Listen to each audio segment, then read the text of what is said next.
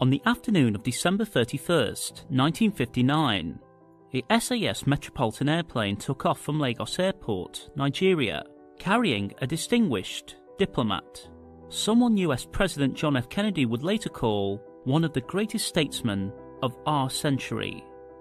His airplane would fly southeastwardly across Nigeria and would later call the air traffic controller at Tiko Airport to request clearance over the airspace of the British Trust Territory of Southern Cameroons, before continuing on to Yaoundé, the capital of the French Trust Territory of Cameroon.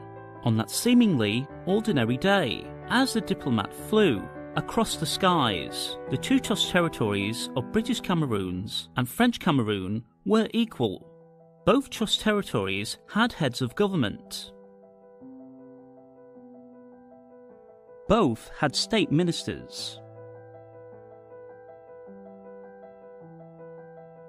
Both had houses of assembly, capitals, and government offices.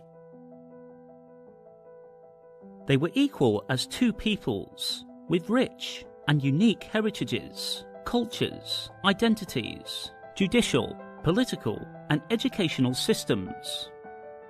While Cameroon got its independence, the next day, on January 1st, 1960, it would take the people of Southern Cameroons another 13 months and 11 days to decide on the future of their territory.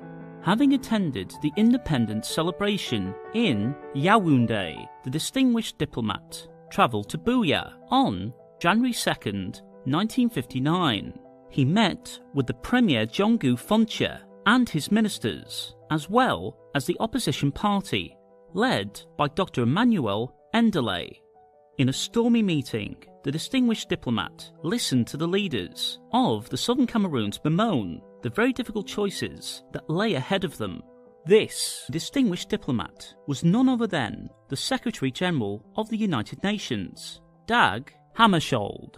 What the Secretary-General experienced over those 2 days in Yaoundé and Buea was a perfect reflection of one of his famous quotes. On January 1st, he had raised a glass and toasted the new Republic of Cameroon, however imperfect its path to independence had been. And on January 2nd, across the border in Southern Cameroons, he had looked into the unhappy eyes of a territory shackled with what could be easily described as choices from hell. Choices that had been defined by the United Kingdom and the United Nations in the form of a plebiscite. A plebiscite is sometimes called an advisory referendum when governing authority seeks approval to act or not. The decision to order a plebiscite in Southern Cameroons was because of an apparent lack of consensus of the path to independence. In order to understand why Southern Cameroons even had to resort to a plebiscite, we travel back in time